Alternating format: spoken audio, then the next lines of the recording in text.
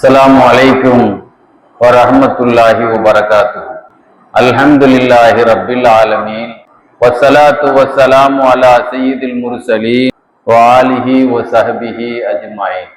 அல்லாஹ்வுடைய நல்லடியார்களே, பெரியோர்களே, சில வாரங்களுக்கு முன்பாக மனித வாழ்க்கையில் மனிதனுடைய கவலைகளில் ஒன்று கடனுடைய கவலை என்ற ஒரு தலையங்கத்தில் 2 வாரங்களுக்கு முன்பாக நான் உங்களுக்கு பேசியிருந்தேன். ஹதீஸ் ஷரீஃபிலே நபிகள் நாயகம் ஸல்லல்லாஹு அலைஹி வஸல்லம் கடன் கொடுக்கல் வாங்குதலை பத்தி நிறைய சமுதாய மெசேஜ் ரசூலுல்லாஹ் நமக்கு சொன்னாங்க. அது விஷயத்துல இன்னைக்கு நிறைய பேர்களுடைய அலட்சிய போக்கு இருக்கிறது.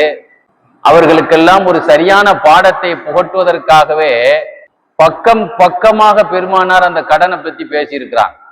பொதுவாக குர்ஆன் என்பது எப்படிப்பட்ட மறை என்றால், வனஸ்ஸல்னா அலைக்கல் கிதாப திபியான லிகுல்லி ஷை. அல்லாஹ் குர்ஆன்ல சொல்லும்போது இந்த குர்ஆன் எல்லா பிரச்சனைக்கும் தீர்வாக இறக்கி இருக்கிறோங்கிறான். அல்லாஹ் எல்லா பிரச்சனைக்கும், அதுல எல்லா விஷயத்தையும் 100% அல்லாஹ் சொல்லி முடிச்சுட்டான். ஒரே வரியில சொல்லி முடிச்சுட்டான். எல்லா பிரச்சனைக்கும் குர்ஆன்ல தீர்வு இருக்கு. உடனே நீங்க கேட்கலாம், கடனுக்கு தீர்வு இருக்கா குர்ஆன்ல? ஏன் இல்ல? ஒரு நாள் ஒரு வெள்ளிக்கிழமைக்கு எல்லாரையும் தொழுவ எப்போ வரணும்? பாங்கு சொன்ன உடனே தொழு வந்துடும்.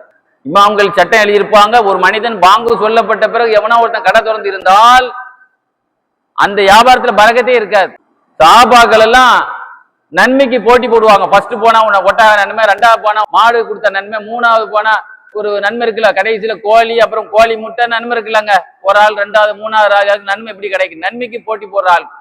அப்படிப்பட்ட சஹாபாக்கள், அது ரசூலுல்லாஹ்வுக்கு முன்னால முன்சப்புல தொழுகணும்னா எவ்வளவு சஹாபாக்கள் ஆசைப்படுவாங்க. ஒரு நாள் ரசூலுல்லாஹ் தொழுகையில ஒரு ஆலிம், ஒரு சட்ட மேதை, ரசூலுல்லாஹ்வுடைய காலத்திலேயே சட்ட மேதையாக இருந்த முஆது இப்னு ஜபல் ரலியல்லாஹு அன்ஹு தொழுக வரல, ஜும்மாவுக்கே வரல, ஊர்ல தான் இருக்கிறாங்க. தொழுவெல்லாம் முடிஞ்ச பிறகு பள்ளியாசலுக்கு வர்றாங்க. என்ன முஆத், ஊர்ல இருக்கிறீங்க, ரசூலுல்லாஹ் ஒரு ஆளை கண்டுபிடிக்கிறா இருந்தா இஸ்லாத்துல ஏன் ஜமாத்து தொழுகை நமக்கு சுன்னதாக்கப்பட்ட தெரியுமா? ஒரு ஆள் ஊர்ல இருக்காரா இல்லையா, சோம் இல்லாம இருக்காரா இல்லையாங்கிறது எப்படி கண்டுபிடிக்கிறதுனா அந்த பள்ளியாசத்துல ஜமாத்துக்கு வரதை வச்சுதான். வரலன்னா ரசூலுல்லாஹ் வீட்டுக்கு போவாங்க. ஏன் வரல? அப்ப கேட்டாங்க, முஆத் தொழுவ முடிஞ்சு வந்திருக்கீங்களே ஏன்? நாயகமே, ஒரு ஆள்கிட்ட கடன் வாங்கிறதான் ஒரு யூதன் ஜும்மாவுக்கு கிளம்பும் போது கலெக்ஷனுக்கு வந்துட்டா துட்டு இல்லைன்னா அவன் பேச ஆரம்பிச்சுட்டான். எனக்கு அவனுக்கு வாக்குவாதம், சண்டை முத்திட்டு தொழுக நேரம் முடிஞ்சிருச்சு. யூஹினா இப்னு மாரியான்னு அவன் பேர். நல்ல விளைங்கங்க, கடன்கிறது உலகத்துல பல பிரச்சனைக்கா சில பேர் வாங்குவாங்க. ஆடம்பரமா கல்யாணம் முடிக்கிறதுக்கா சில பேர் கல்யாணம் வாங்குறாங்க. ஆடம்பரமா வீடு கட்டுறதுக்கா சில பேர் கடன் வாங்குறாங்க. அளவுக்கு அதிகமான நம்முடைய சக்திக்கு மீறி காலேஜில் சேர்க்கறதுக்காக சில பேர் என்ன செய்யறாங்க, வாங்குறாங்க. சில பேர் படம் எடுக்கிறதுக்காக வாங்குறான். இப்படி உலகத்துல கடன் வாங்குறதுக்கு பல காரணம் இருக்கு. நமக்கு சக்திக்கு மீறி எதையும் செய்யறாங்க, அதிகமா கடன் தேவைப்படாது. உள்ளதை கொண்டு போதுமாக்கணுங்கிறவங்களுக்கு கடன் தேவைப்படாது. சரி, முஆது இப்னு ஜபல் அவங்க ஏன் கடன் வாங்கினாங்க? வாலிப வள்ளல் என்று அவர்களுக்கு ஆண் அழகர், ரொம்ப அழகா இருப்பாங்களாம். அவங்கள பத்தி தலைப்பே எப்படி எழுதியிருப்பாங்கன்னா, அவர் ஒரு அழகிய வாலிபர், வள்ளல் வாலிபர். இன்னைக்கு கொடுக்கிறவங்கள பாருங்க, யாரு தர்மம் கொடுப்பா? தர்மமா? அந்த வீட்டுல ஒரு ஆள் இருப்பா, அவரு கொடுப்பாரு. இந்த ஊர்ல எந்த ஆள் கொடுப்பாரு? அப்படித்தானே சொல்றேன். நான் கொடுப்பேன், என் குடும்பம் கொடுப்போம், என் அண்ணன் கொடுப்பான், என் தம்பி கொடுப்பான்னு சொல்ல முடியுதா? தான தர்மம் கொடுக்க முடியுதா? கொடுக்க மாட்டேன்னா ஊர்ல நிறைய பேர் சொல்லலாம். கொடுக்குற ஆளை யோசிக்கத்தான் செய்யுது. ஆனா இவங்கள்ட்ட யாராவது உதவின்னு வந்துட்டா இருந்தா கொடுப்பாங்களாம், இல்லாட்டா கடன் வாங்கியாவது கொடுப்பாங்க. நம்மள கேட்டு வந்துட்டாங்களே சொல்ல ஒரு ஹதீஸ், ஒரு ஆள்கிட்ட ஏதாவது நம்ம எதிர்பார்த்து போறோம், அவருடைய எதிர்பார்ப்பை அவர் பூர்த்தி செய்தால் நாளை மறுமையிலே அவருடைய எதிர்பார்ப்பை அல்லாஹ் பூர்த்தி பண்ணுவான் அப்படின்னு சொன்னாங்க. ஸல்லல்லாஹு நம்பி வந்த நீங்க இல்லைன்னு சொல்லிட்டீல அப்படின்னு சொல்லாம இல்லையா? சில நேரத்தை வருத்தப்பட்டு அந்த மாதிரி நிறைய பேர்களுக்கு சேவை கடன், அது தேவை கடன் அல்ல. நிறைய பேருக்கு உதவி செய்யுங்கிறதுக்காக ஒரு ஆள் உதவிக்கு வந்துட்டாரு, உங்களுடைய ஏதாவது காசு இருக்கா, நான் பிறகு தரேன் அப்படின்னு வாங்கி உதவி செய்யுது. கடைசியில கடன் கூடி கூடி கூடி கடைசியில வீடே ஏலத்துக்கு வந்துருச்சுங்க. வீடு ஏலத்துக்கு வந்துருச்சு. கடன்காரங்க எல்லாம் கம்ப்ளைண்ட் பண்ணிட்டாங்க ரசூலுல்லாஹ்வை. ஸல்லல்லாஹு அலைஹி வஸல்லம் முஆது இப்னு ஜபலை கூப்பிட்டு பஞ்சாயத்து பண்றதுக்காக கூப்பிட விட்டுருந்தாங்க. கூப்பிட விட்டு என்ன செய்தாங்க தெரியுமில்ல, ஒரு ஆளுடைய சேவைக்கு வாங்கினது. அப்ப ரசூலுல்லாஹ் என்ன செய்தாங்க, அவருடைய பரிதாபமான நிலைமையை பார்த்து இரக்க குணம், அதிகமான இரக்க குணம், அருள்நபி ஸல்லல்லாஹு அலைஹி வஸல்லம் தன்னுடைய சார்பாக ரசூலுல்லாஹ்வுக்கு கஜானாக்கள் இருக்கும் இல்லவா, அதுல இருந்து 7 பங்குல 5 பங்கு தானே கொடுத்து அதை சரி பண்ணி விட்டாங்களாம். 7 பங்குன்னு வைங்களேன், 7 பங்கு கொடுக்கணும்னா அதுல 5 பங்கு முக்காவாசிக்கு மேல வந்துருது இல்லங்க. அதை ரசூலுல்லாவே கொடுத்துட்டு மீதிக்கு 2 பங்குக்கு ரசூலுல்லாஹ் கொடுக்க ஒண்ணும் இல்லை. உடனே சொன்னாங்களாம், அவரை வித்துருங்க, விலையை அடிமையா வித்துருங்க, அவரை நான் அடிமையா வச்சுக்கிறேன் அப்படின்னு சொன்னாங்களாம். கல்லு சபீலஹு, அவரை விட்டுருங்க, இதுக்கு மேல அவரை தொந்தரவு பண்ணாதீங்க. நாங்க செல்லாலி அவர்கிட்ட ஒண்ணுமே இல்லை. அவங்க இதுக்கு கடன்காரங்க முதல்ல சொன்னாங்க, தர்மமா விடுங்க. சில பேர் நல்ல ஒரு இடத்துல சொல்லுவான், ஒரு ஆளுக்கு கடனை கொடுக்க முடியலையா, இன்கானது உசிரா, அவருக்கு டைம் கொடுங்க, அப்ப நல்லிரா, அவருக்கு அவகாசம் கொடுங்க. வான் தசத்தக்கு, நீ தான தர்மமாக தள்ளுபடி செய்வது ரொம்ப சிறப்புங்கிறான்ல. எதை கடனை தர்மமாக ஒரு கஷ்டப்பட்டவருக்கு நீங்க தள்ளுபடி செய்வது ரொம்ப சிறப்புங்கிறான்ல. நீங்க தள்ளுபடி பண்ணீங்க. இந்த சூழலா பேச்சுவார்த்தை நடத்துனாங்க, மத்தியஸ்தம் பண்ணாங்க. சில பேர் கேட்டு அவங்களுடைய பங்கை தள்ளுபடி பண்ணாங்க, சில பேர் முடியாதுன்னா. முடியாதுன்னு சொன்னதுனால 7/5 பங்கு ரசூலுல்லா கொடுத்தாங்க. மீறி உள்ள நீங்க ஒட்டு இல்லைன்ன எல்லாரும் நினைச்சாங்க, நாங்க அடிமையா வித்துருங்கன்னு. தயவு செய்து அவரை தொந்தரவு பண்ணாதீங்க. அதுக்கு பிறகுதான் சில பேர் சொன்னாங்க, ரசூலுல்லாட்ட போய் நீங்க சொல்லுங்க, உங்களை ஏதாவது வேலைக்கு வெளிநாட்டுக்கு ஏதாவது ஜாபுக்கு அனுப்புவாங்கன்னு. ரசூலுல்லாஹ் இந்த பண விஷயமா நாம கேட்கவே மாட்டேன்ட்டான். சஹாபாக்கள் எவ்வளவு பேண்டதெல்லாம் நாளுக்கு இன்னைக்கு வாயை தொடர்ந்து நிறைய பேர் நினைச்சிட கமெண்ட் காசு இருக்கும், ஒரே கடை வாங்குவோம் அடுத்தாள். அதுக்கு பிறகு ரசூல் ஸல்லல்லாஹு அலைஹி வஸல்லம் அவருடைய நிலைமையை அனுசரித்து பொருளாதாரத்தில் ரொம்ப நலிந்து போய் இருக்கிறார் என்பதற்காக முஆது ஜபல் ரலியல்லாஹு அவர்களை யமன் தேசத்துக்கு நீதிபதியாக, அரசாங்க தலைமை நீதிபதியாக அனுப்பினார்கள். அதுக்கு பிறகு ரசூலுல்லாஹ் வஃபாத்தாகிற வரைக்கும் அவங்க வரவே இல்லை. ஆக தேவைக்காக கடன் வாங்கலங்க, சமுதாய சேவைக்காக கடன் வாங்கியவர். அதுலதான் ஒரு நாள் ஜும்மா போயிருச்சு. அப்பதான் சொன்னாங்க, முஆது அவர்களே, இனிமேல் உங்களுக்கு எந்த கவலையும் வேண்டாம். அல்லாஹ்வுடைய கலாம் ஷரீஃப்ல 2 ஆயத்தை நான் உங்களுக்கு சொல்றேன், இதை ஓதிக்கிட்டு வாங்க. ஆல இம்ரான் சூரால அல்லாஹ் சொல்லி காட்டுவான், குலில்லாஹும்ம மாலிக்கல் முல்க் தூத்தில் முல்க மன் தஷாஉ வ தன்ஸிஉல் முல்க பிமன் தஷாஉ வ துஇஸ்ஸு மன் தஷாஉ வ துதில்லு மன் தஷாஉ பியதிக்கல் கைர் இன்னக அலா குல்லி ஷைஇன் கதீர். இது ஒரு ஆயத். அடுத்த ஆயத், தூலுஜில நஹாரி வ தூலுஜ் நஹார ஃபில்லைலி வ துஹ்ருஜுல் ஹய்ய மினல் மய்யிதி வ துஹ்ருஜுல் மய்யித மினல் ஹய்ய் வ தர்ஸுகு மன் தஷாஉ பிகைரி ஹிசாப். கடைசியில அல்லாஹ் முடிக்கிற வசனமே கணக்கில்லாமல் அல்லாஹ் எண்ணம் கொடுப்பான்னு சொல்லி அந்த வார்த்தையை அல்லாஹ் முடிக்கிறான். இந்த 2 வசனத்தை நீங்கள் ஓதுங்கள். இதுக்கு பிறகு ரசூலுல்லாஹ் ஒரு வரியில ஒரு துவாவை சேர்த்து சொன்னாங்க, ரஹ்மானத்துல்லாஹி வ ரஹீமிகா அந்த தர்ஹமுனி ஃபர்ஹம்னி பிரஹமத்தின் துக்னீனி பிகா ரஹமத்தி மின் சிவாக். ஆண்டவனே, மறுமையின் இரக்கம் உள்ளவனே, உலகத்தின் இரக்கம் உள்ளவனே, உன் இரக்கத்தால் அடுத்தவங்கள்ட்ட தேவையாகாம என்னை நீ பணக்காரனா ஆக்கு யா அல்லாஹ் அப்படின்னு சொல்ற வரக்கூடிய அந்த துவா. அந்த மொழிபெயர்த்தே நான் உங்களுக்கு சொல்றேன். இதையும் சேர்த்து அந்த குர்ஆனுடைய 2 வசனத்தை ஓது. இது எவ்வளவு எஃபெக்ட் தெரியுமா? இது எவ்வளவு பெரிய பவர் இதுல இருக்கு தெரியுமா? நீ போகக்கூடிய யமன் நாடு, அங்க யமன் தேசத்திலே ஒரு மலை இருக்கிறது. அந்த மலைக்கு பேரு சபீர். அந்த சபீர் மலை அளவுக்கு கடன் இருந்தா கூட, 1 லட்சம் ரூபாய் கடன் இல்ல, 1 கோடி ரூபாய் கடன் இல்ல, மில்லியன் பில்லியன் தாண்டி வாயிலே அடங்க முடியாத அளவுக்குள்ள கடன் இருந்தாலும் கூட அதையும் இல்லாமல் ஆக்கக்கூடிய துவாவியாக்கும் குர்ஆன்ல இருந்து நான் உனக்கு சொல்லி தந்திருக்கேன். நல்ல விளங்கிங்க. அல்லாஹ்வுடைய ரசூல் சொல்றாங்கன்னா, ஒமா யந்திகு அனில் ஹவா, பெருமானார் சுயமா எதையும் பேச மாட்டாங்க. அல்லாஹ் மனசுல எதை போடுறானோ அதைத்தான் பேசுவாங்க. இது அல்லாஹ்வுடைய வாக்கு. இன்னைக்கு பாருங்க, எத்தனையோ பேர்கள் அரசாங்கம் விவசாய கடனை தள்ளுபடி செய்யும். தேர்தல் வருதா, இனி விவசாயிகளை கவர் பண்றதுக்காக வேண்டி விவசாய கடனை தள்ளுபடின்னு வரும். இஸ்லாத்தை பொறுத்த மட்டும் விவசாய கடன் மாத்திரம் அல்ல, ஹிஜ்ரி 35ல ஜமல் யுத்தம் ஒரு யுத்தம் நடந்தது. புகாரி ஷரீஃப்ல வரும். சுபைர் ரலியல்லாஹு அன்ஹு சொர்க்கத்தை கொண்டு சுபை செய்தி சொல்லப்பட்ட ரசூலுல்லாஹ்வுடைய மாமி மச்சான், ரசூலுல்லாஹ் சொந்த மாமி மகங்க, சபியா நாயியுடைய மகன் அவங்க.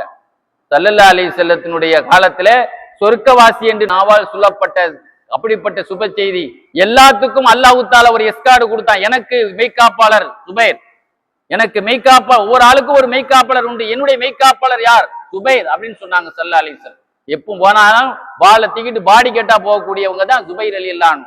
வஃபாத் ஆகக்கூடிய ஆயிஷா நாயிக்கும் அலில்லானுக்கும் ஒரு யுத்தம் நடந்தது. அந்த யுத்தத்துல ஆயிஷா நாயுடைய அணியில இருந்து அன்னைக்கு கொல்லப்பட்டாங்க. அன்னைக்கு நைட்டு மகன்கிட்ட சொன்னாங்க, அப்துல்லா இப்னு சுபைர்ட்ட, மகனே, நாளைக்கு ஃபர்ஸ்ட் நான் தான் கொல்லப்படுவேன், அநியாயமா கொல்லப்படுவேன். நான் கடனை வச்சுட்டு போறேன், நீ வருத்தப்படாதே.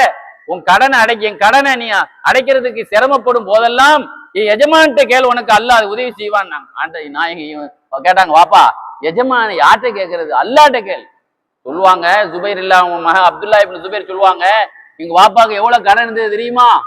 எங்க வாப்பாக்கு 22 லட்சம் ரூபாய் கடன் இருந்தது. இந்த கடன் எப்படி ஆச்சு தெரியுமா? யாராவது பணம் கொடுக்க வருவாங்க, நம்பிக்கையின் பேர்ல அமானிதமா கொடுக்க வருவாங்க. இவங்க சொல்லிக்கிடுவாங்க, நான் செலவு பண்ணிக்கிறேன், என் பேர்ல உங்களுக்கு கடனா இருக்கும் அப்படின்னு சொல்லிடுவாங்க.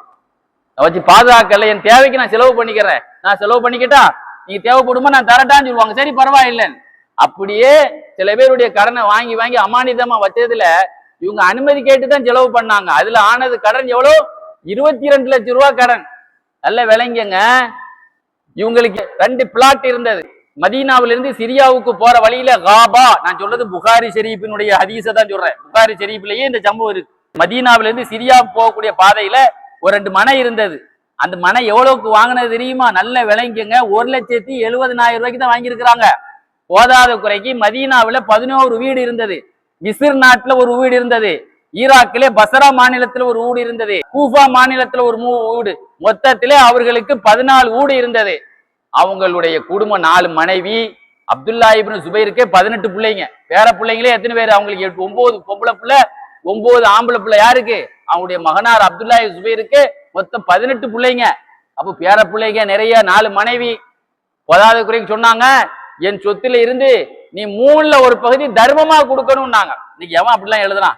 முதல்ல பாருங்க, 1,70,70,000 ரூபாய்க்கு மனையும் இவ்வளவு 14 வீடு தான் இருந்தது. 22 லட்சம் ரூபாய் கடன் இருந்தது. அந்த கடனுக்கு சொத்தை வித்தா கூட கடனையே அடைக்க முடியாம இருந்து, அதுக்கு பிறகு தர்மம் கொடுக்க பஞ்சாயத்து பிள்ளைகளுக்கு பங்கு வைக்கிறதுலாம் 2வது.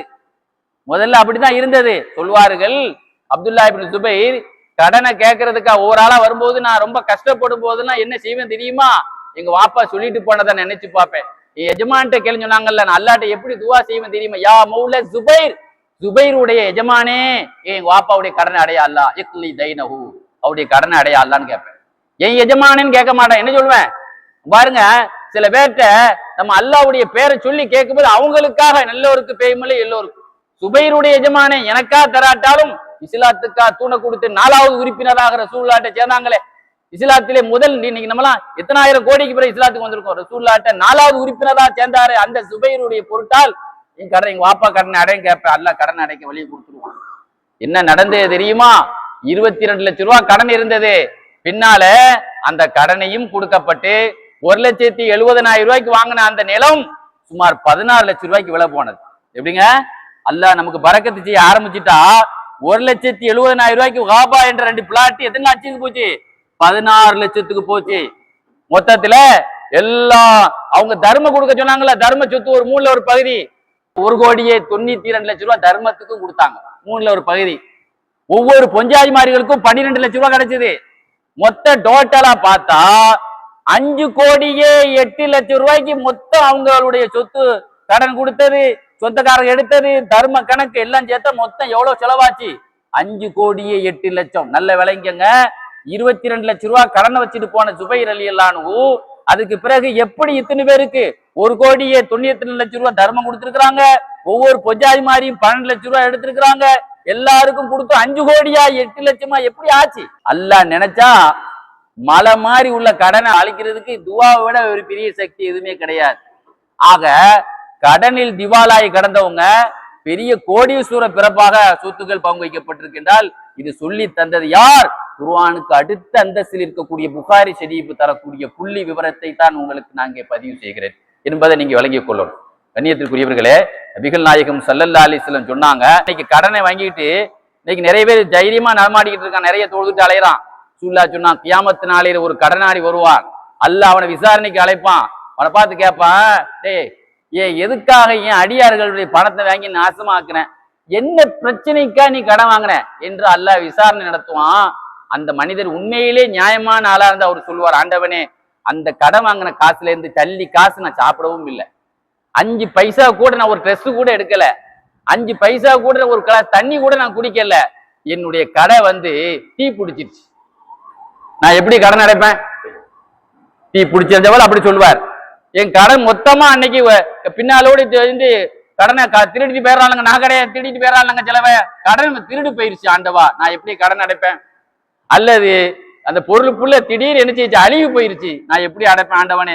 அதனாலதான் நான் கடனானே தவிர ஆடம்பரத்திலேயோ நான் என்னுடைய பேர்ல சொத்து வாங்கல. அதை வச்சு சொன்ன உடனே கரெக்ட், நீ சொன்னது கரெக்ட், உன் பொருள் திருடு போச்சு, உன் பொருள் கடையில் உள்ள பொருளை நாசமா போச்சு, கடையில் உள்ள பொருள் என்ன செய்யுச்சு, தீ பிடிச்சு போச்சு, அதனாலதான் நீ கடன் ஆயிருக்க.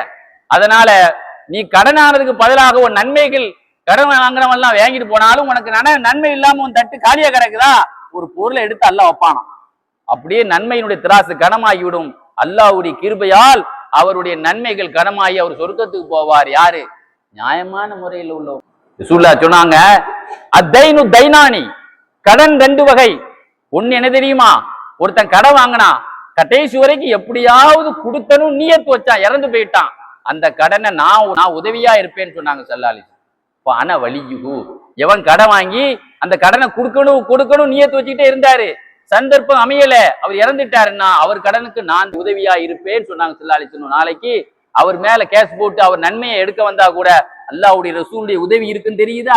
இன்னொருத்தர் அவர் கடன் வாங்கினாரு, மனதால கூட அந்த கடனை கொடுக்கணும்னு நினைச்சு கூட பார்க்காம அவன் இறந்தான் என்றால் அவனுக்கு அவனுடைய நன்மைகள் அப்படி புடுங்கப்பட்டு அவனுடைய தீமைகள், கடை யார் கொடுத்தானோ அவனுடைய தீமைகளை கொண்டு வந்து இவனுக்கு சொச்சிக்கிட்டு அவன்கிட்ட உள்ள நன்மையை தீக்க அவ கையில கொடுத்து அவனை சொர்க்கத்துக்கு அனுப்பப்படும்.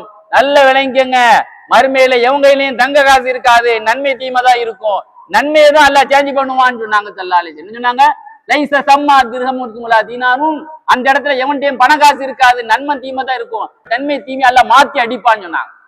நல்ல விளங்குங்க, ரசூலுல்லாஹ்வுடைய ஹதீஸ்ல சொன்னாங்க, யார் ஒருவர் கடன் இருந்து மன்கான அலைஹி தம் தைனுன் ஹம்முஹு கலாவுஹு, யாருக்கு கடன் இருந்து அவருக்கு கவலை, கடனை கொடுக்கணும் கவலையிலே இருந்தால் லம் யஸல் மஅஹு மினல்லாஹி ஹாரிசுன், அல்லாஹ்வுடைய ஒரு பாதுகாவலர் அவருக்கு இருந்துகிட்டே இருப்பார்.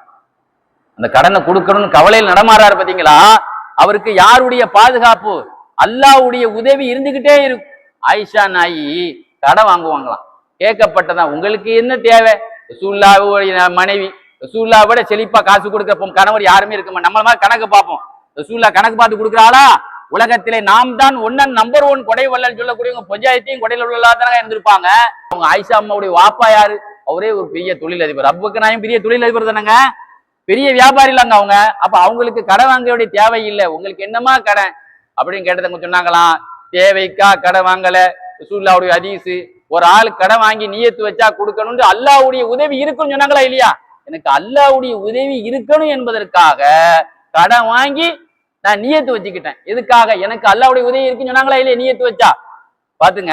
ரசூலுல்லாஹ் சொன்னாங்க, ஒரு ஆள் கல்யாணம் முடிச்சாரு, கொஞ்சம் மகர் பேசினாரு, பாதி கொடுத்தாரு பாதி கொடுக்கல, கொஞ்சமோ நஞ்சமோ அதிகமா கம்மியான மகர் பேசினான், கடைசி வரைக்கும் அந்த மகரை கொடுக்கவே இல்லை, அவன் இறந்துட்டான் என்றால் நாளைக்கு அல்லாஹ் முன்னிலையில விபச்சாரம் செய்தவனாக வருவான். ஏன்னா பொஞ்சாதிக்கு விபச்சாரிக்கு என்ன வித்தியாசம்? பொஞ்சாதிக்கு மகர் கொடுத்தாத்தான் அவளை தொடவே அனுமதி, என்னை தொடக்கூடாதுன்னு சொன்னா தொடவே கூடாது ஒருத்தன். அப்படி ஒருத்தன் மீறி தொட்டானா விபச்சாரம் பண்ண மாதிரி அவன். அப்ப அவன் அனுமதியும் பேர்ல மகர் கொடுக்காம, மகர் தான் நம்மளை ஹலாலாக்கி தரும். வெறும் கல்யாணம் முடிச்ச உடனே அவளை தொட்டுற முடியாது, மகரை கொடுக்கணும். ஆக அந்த மகரை கொடுக்காம அவளை அனுபவிச்சதுனால் இந்த மகர் கடன் இருக்கா இல்லையா அவன் பேர்ல, அதனால விபச்சாரம் செய்தவனாக பொஞ்சாதின்னு சொல்லி பேருக்கு இவன் சொல்லிக்கிட்டாலும் விபச்சார கூட்டத்துல தான் அவன் நாளைக்கு அல்லாஹ்வை சந்திப்பா என்று சொன்னாங்க. அதே மாதிரி இன்னொருத்தன் ஒரு ஆள்கிட்ட கடன் வாங்கினா, அவன் கடைசி வரைக்கும் அந்த கடனை கொடுக்காம இவனை ஏமாத்தியன்னு பிளான் பண்ணியே ஏமாத்தினான் என்றால் அவனுக்கு நாளைக்கு அவன் அப்படியே இறந்தான் என்றால் திருட்டு பயலாக நாளைக்கு அல்லாஹ்வை சந்திப்பான் என்று நபிகள் நாயகம் ஸல்லல்லாஹு அலைஹி வஸல்லம் சொன்னாங்க. சஹாபாக்கள்லயே தல்ஹா இல்லான்னு அவார்டு கொடுத்தான். தல்ஹா நீ வல்லல்பா, தல்ஹா நீ பெரிய வாரி வழங்கும் கொடை வல்லல்பா, தல்ஹத்துல் ஹைர் இவர் பெரிய பாக்கியமான ஆள்பா. ரசூலுல்லாஹ் நிறைய அவார்டு கொடுத்தாங்க, ஏன்னா பெரிய கொடை வள்ளல். சொந்தக்காரர் ஒரு ஆள் வந்தாரு, சுபைஹத்து தைமி, அவர் குடும்பத்துக்காரர், எனக்கு 30,000 ரூபாய் கடன் இருக்கு, நான் அதை அடைச்சிடறேன். நம்ம சொந்தக்காரன் கேட்டா, நீ கடன் வாங்கினா நாயா அடைக்கணும், நீ பிள்ளையா, நீ சொந்தக்காரன் நான் சம்பாதிச்ச காசுடா அப்படி வசனம் பேசுவான் நம்ம ஆளு. 30,000 கடனை அந்த வரலாறு இன்னைக்கு பேசப்படுது பார்த்தீங்களா? கண்ணியத்திற்குரியவர்களே, ஸல்லல்லாஹு அலைஹி வஸல்லத்தினுடைய காலத்துல ஒரு நாள் ரசூலுல்லாஹ் பள்ளியாசில ஒரு நாள் பயங்கரமா சத்தம் கேட்குது. ரசூலுல்லாஹ் ஜன்னலை திறந்து பாக்குறாங்க, காப் இப்னு மாலிக் ரலியல்லாஹு அன்ஹு அவங்களுக்கும் இப்னு அபில் ஹத்ரத்ங்கிற சஹாபிக்கு சண்டை. யாருக்கு யாரு கடன் கொடுக்கணும்? காப் இப்னு மாலிக் அவங்களுக்கு இப்னு ஹத்ரத்ங்கிறவர் கடன் கொடுக்கணும். கடன் தாயா அப்படின்னு பள்ளியாசில இருந்து பயங்கரமான சத்தம். இல்ல பயங்கரமான சத்தம் இருக்கு. ரசூலுல்லாஹ் ஜன்னலை திறந்துட்டு சூழ்நிலையை பார்த்தாங்க. காப் இப்னு மாலிக் அப்படின்னு சத்தம் கொடுத்தாங்க. லப்பைக் யா ரசூலுல்லாஹ், என்ன வந்துட்டேன், பாதியே ரசூலுல்லாஹ் சொல்லவே இல்லை, பாதியை வெட்டிருந்தாங்க, கையாலேயே சைக்கின பண்ணாங்க, பாதி கடனை தள்ளுபடி பண்ணிடப்பா, பாவமா இருக்குப்பான்னாங்க. உத்தரவு நாயகமே, நீங்க சொன்ன பாதி கடன், அந்த ஆள்கிட்ட சொன்னாங்க, இப்பமாவது அந்த பாதியை கொண்டு போய் எஞ்சி போய் கொடுக்குற வழியை தேடு, பாதி கடையை நீ என் மூலமா தள்ளுபடி பண்ணிட்டல்ல அப்படின்னாங்க. பாருங்க, அதே மாதிரி இதே இப்னு அபில் ஹத்ரத்ங்கிற இதே மனிதர் ஒரு யூதன்ட்ட கடன் வாங்கியிருந்தார் 4 வெள்ளி. அந்த யூதர் வந்து கடுமையா டார்ச்சர் பண்ணார். ரசூலுல்லாஹ்ட்ட வந்து சொன்னார், நாயகமே இந்த யூதன் 4 வெள்ளி கடன் இருந்துச்சு, ரொம்ப டார்ச்சர் பண்றான், கடனை கூடு அப்படின்னாங்க. அல்லாஹ் மீது சத்தியமா நாயகமே உங்களை நபியாக ஆக்கி ஆண்டவன் மீது சத்தியமா சொல்றேன், எனக்கு அதுக்கு நான் சக்தி இல்லை, கடனை கூடு அப்படின்னாங்க. நாயகமே என் உயிர் யார் கையில் இருக்குது அவன் மீது சத்தியமா சொல்றேன், அவர்கிட்ட நான் ஒரு பேச்சுக்கு சொல்லி வச்சிருக்கேன், கைபர் போருக்கிற சூழ்நிலை என்னை அனுப்புவாங்க, வெற்றியோர் திருன்னா எனக்கு பணம் கிடைக்கும், அப்போ அடைக்கிறேன்னு சொல்லி இருந்தேன், இப்ப என்கிட்ட காசு இல்ல, கடனை கூடு அப்படின்னு நாங்க சொல்லலாம். பக்கலி தைனவு கடனை கூடு. உன் பேச்சை எதையுமே ரசூல்லா கேட்கல. ஒரு ஆள்கிட்ட ரசூல்லா 3 தடவை திரும்ப திரும்ப திரும்ப சொன்னா 4வது தடவை ஒரு பேசவே கூடாது. உடனே உழுந்து ஓடணும்.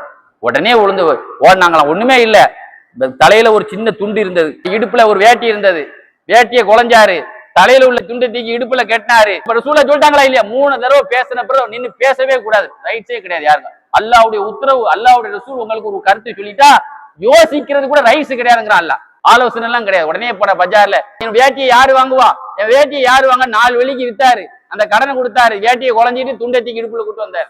ஒரு வயசான பாட்டி கேட்டாங்க, அல்லாஹ்வுடைய ரசூலுடைய தோழரே என்ன துண்டை உடுத்துட்டு போறீங்க, கடன்ல வேட்டியை வந்துட்டேன், தன்னுடைய மேல இருக்கக்கூடிய ஒரு போர்வையை அந்த அம்மா எனக்கு தந்தாங்க. எப்படிப்பட்ட இஸ்லாமிய மார்க்கம் பாருங்க.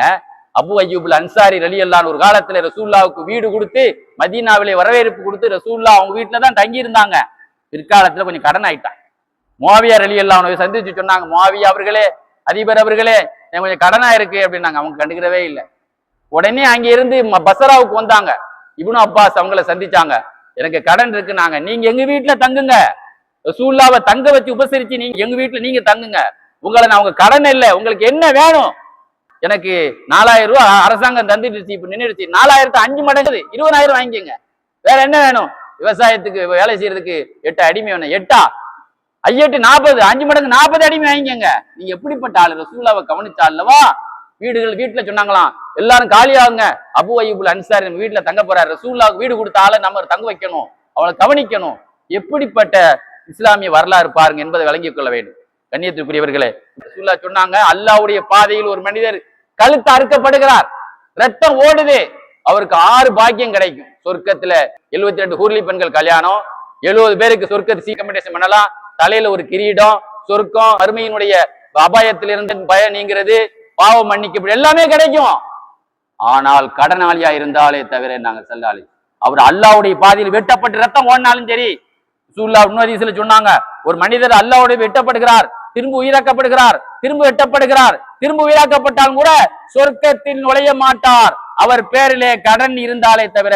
நபிகள் நாயகம் ஸல்லல்லாஹு அலைஹி வஸல்லம் காலத்திலே ஒரு ஜனாசா வந்தது, ஜாபீர் ரலியல்லாஹு சொல்லுவாங்க, அவரை நாங்க கஃன் போயிருந்தோம், நறுமணம் பூசிட்டு ரசூலுல்லாஹ்வுக்கு முன்னால தொழு வைக்கிறதுக்காக ஜனாசாவை கொண்டு வந்தோம்.